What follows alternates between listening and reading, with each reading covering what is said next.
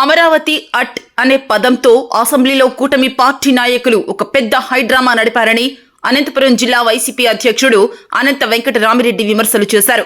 జిల్లా పార్టీ కార్యాలయంలో ఆయన మీడియాతో మాట్లాడుతూ రెండవసారి అధికారంలోకి వచ్చిన తర్వాత 2 ఏళ్లకు అమరావతిపై చట్టబద్ధత కోసం అసెంబ్లీలో తీర్మానం చేయటం ఏంటని ప్రశ్నించారు.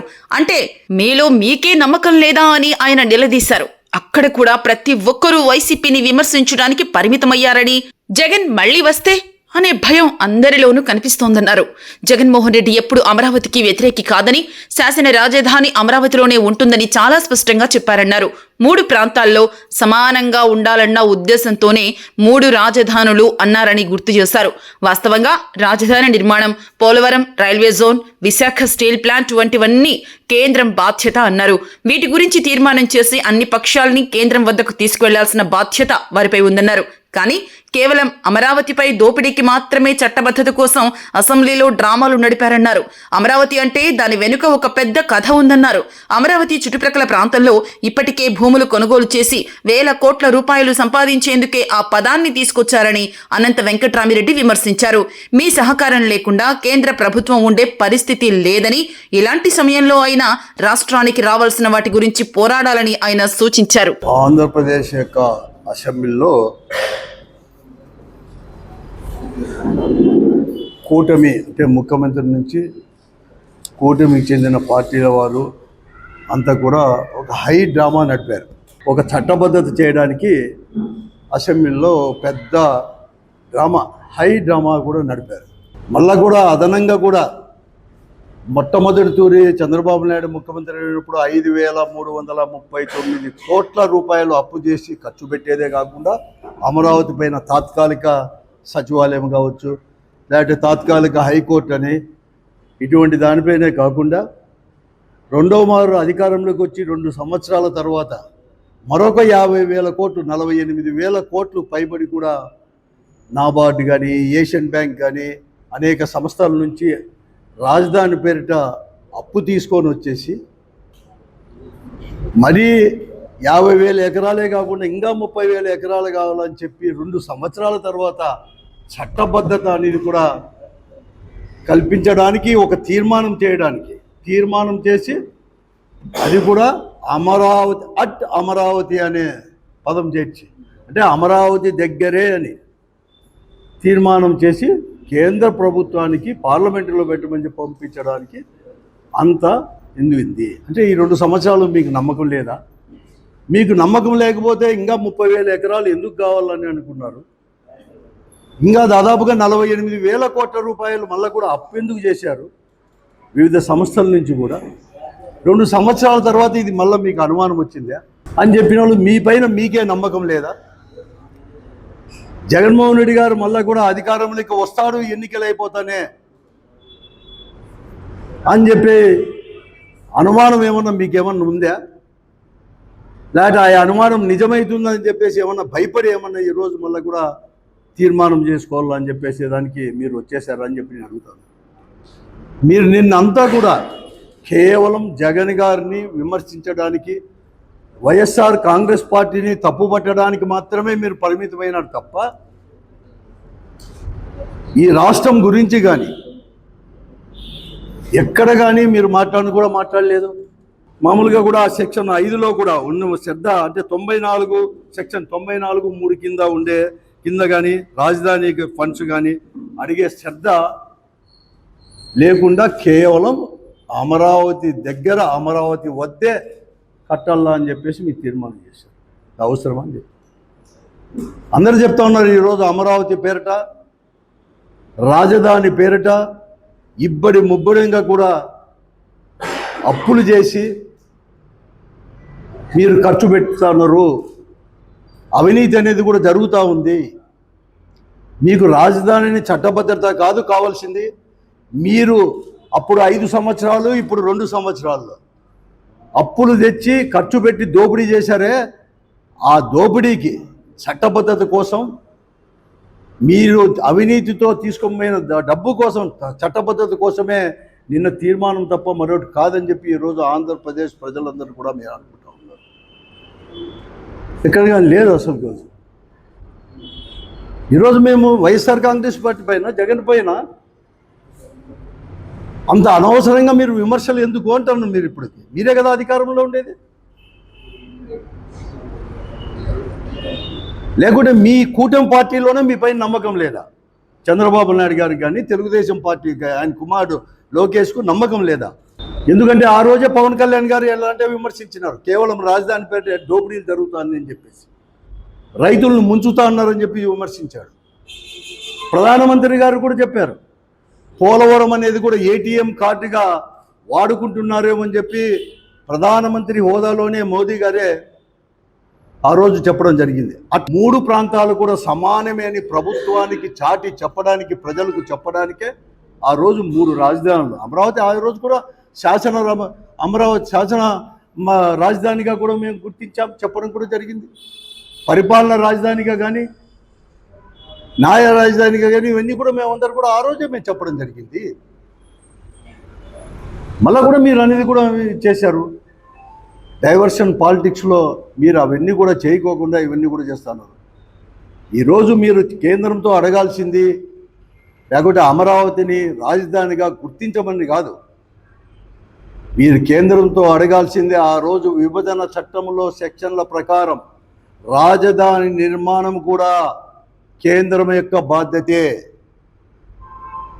అలాగే పోలవరం నిర్మాణం కూడా కేంద్రం యొక్క పూర్తి చేయాల్సిన బాధ్యతే. రైల్వే జోన్ కూడా ఈ రాష్ట్రానికి పూర్తిగా ఇవ్వాల్సింది కేంద్రం యొక్క బాధ్యతే. దాదాపుగా 4 లక్షల కోట్ల రూపాయలు, 4,000 లక్షల కోట్ల రూపాయలు అనేది కూడా కేంద్రం నుంచి ఇస్తామని చెప్పి విభజన చట్టంలో మీరు సెక్షన్ల ప్రకారం మనకు కూడా ఇవ్వడం జరిగింది. దాని గురించి మీరు మాట్లాడారు. ఈరోజు 2024లో ప్రభుత్వం ఏర్పడిన తర్వాత ఏషియన్ బ్యాంకు నుంచి ఒక 15,000 కోట్ల రూపాయలు, ఇతర సంస్థల నుంచి మొత్తం 48,000 కోట్ల రూపాయలు తీసుకొచ్చినప్పుడు కేంద్ర ప్రభుత్వమే గ్యారంటీ ఇచ్చింది, ఈ అప్పు మనకు సంబంధం లేదని చెప్పిన వారు ఈరోజు ఆ అప్పు కూడా మన పైనే, మన రాష్ట్రం పైనే, అంటే ఈ రాష్ట్ర ప్రజల పైన కేంద్ర ప్రభుత్వం తప్పించుకొని భారం మోపి మీరు ఒప్పుకున్నారే, అది తప్పు. ఇతర ప్రాంతాలను కూడా అభివృద్ధి చేయండి అని చెప్పి తీర్మానం చేసి ఒత్తిడి తీసుకొని రావాల్సిన మీరు 2 సంవత్సరాల తర్వాత మళ్ళీ కూడా తిరిగి రెండో మారు అధికారంలోకి వచ్చిన ఈ కూటమి పార్టీలు అన్నీ కలిసి నిన్న మీటింగ్ సమావేశం అని చెప్పి ఒక డ్రామా ఆడి మీరు ఆడతారా? మీ అవినీతిని కప్పిపుచ్చుకుంటారా? మీ యొక్క ఫెయిల్యూర్స్ని ఈ రాష్ట్రంలో అభివృద్ధి చేయలేక, ఈ రాష్ట్రంలో ఉండే ప్రజల యొక్క కోరికలు మీరు ఏదైతే వాగ్దానం చేశారో, సూపర్ 6 కానీ ఇవన్నీ కూడా, పోలవరం ప్రాజెక్టు వచ్చేసి 45.72 మీటర్లకు కూడా పూర్తి చేస్తామని చెప్పేసి, రైల్వే జోన్ తీసుకొస్తామని చెప్పేసి, అలాగే విశాఖపట్నం దగ్గర ఉండే స్టీల్ ప్లాంట్ని కూడా చేస్తామని చెప్పేసి, కడప స్టీల్ ప్లాంట్ చేస్తామని చెప్పేసి, ఈ రాయలసీమకు చెందిన ప్రాజెక్టులు అన్నీ కూడా పూర్తి చేస్తామని చెప్పిన దానికి పూర్తి చేయలేక డైవర్షన్ పాలిటిక్స్లో భాగాన్ని చేసేసి కూడా ఈరోజు కూడా చేస్తూ ఉన్నారు. సిగ్గు లేదా అని చెప్పి నేను అడుగుతా ఉన్నాను.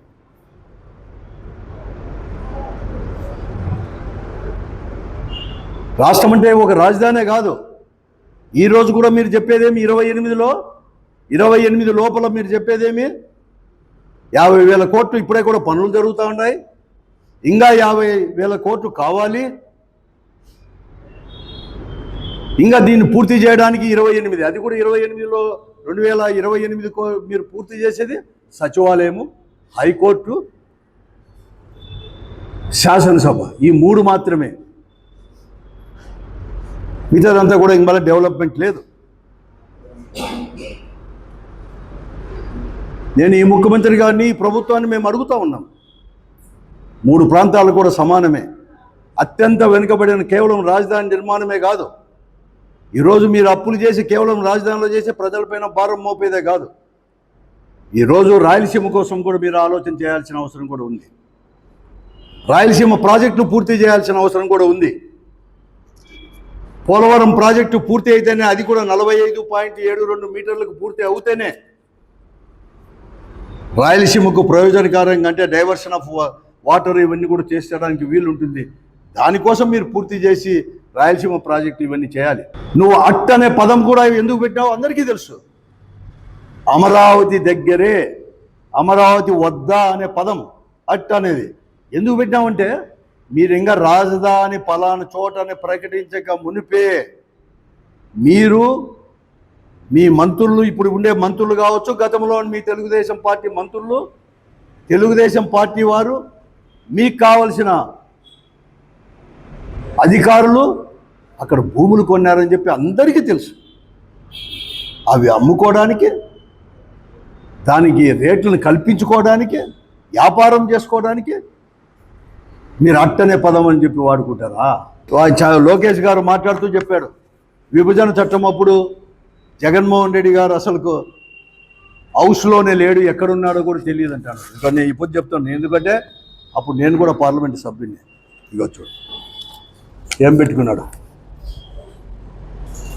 పార్లమెంటులో జగన్ గారే చూపిస్తా ఉండేది, stop division of AP state YSRCP.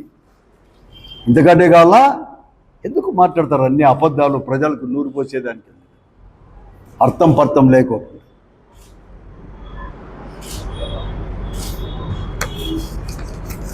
నీకు ఇంత మ్యాండేట్ ఇచ్చింది ఈ రాష్ట్రాన్ని సమగ్రంగా అభివృద్ధి చేయాలని చెప్పి కేంద్రంతో పోరాడైనా కానీ ఆ రోజు విభజన చట్టంలో ఇచ్చిన హామీలన్నీ కూడా కేంద్రమే చేసేటట్టు ఒప్పుకోండి. ఎందుకంటే మీరు అక్కడ కూడా ప్రభుత్వంలో భాగస్వామ్యం మీకుండేది. అంతకంటే ముఖ్యంగా కూడా, ఇంకా ముఖ్యంగా చెప్పాలంటే, ఈరోజు ఇంతకంటే మంచి అవకాశం రాదు ఈ రాష్ట్ర ప్రభుత్వానికి. ఈరోజు కేంద్ర ప్రభుత్వం మీపైనే ఆధారపడింది. ఈరోజు కేంద్ర ప్రభుత్వం అక్కడ పూర్తి మెజారిటీతో ఆడ ప్రభుత్వం అనేది కొనసాగుతూ ఉందంటే మీ యొక్క సభ్యుల వల్లనే అక్కడ కూడా కేంద్ర ప్రభుత్వం అనేది కూడా ఉంది అనే దాన్ని గుర్తుపెట్టుకొని విభజన చట్టంలో ఉండేటివన్నీ కూడా కేంద్రమే హామీలు అమలు పరిచేటట్లు ఒత్తిడి తీసుకొని రండి. అవసరం వస్తే దానికి తీర్మానం చేయండి, అవసరం వస్తే మమ్మల్ని కూడా తీసుకొని వెళ్ళండి అటువంటి దానికి. అంతేగాని ఇటువంటి చౌకబారు ఎత్తుగడలతోనూ మీ అవినీతితో కప్పిపుచ్చుకోవడానికో లేకపోతే అవినీతిని క్రమబద్ధీకరణ చేసుకోవడానికి మాత్రమే కాదు అని చెప్పేసి కూడా మేము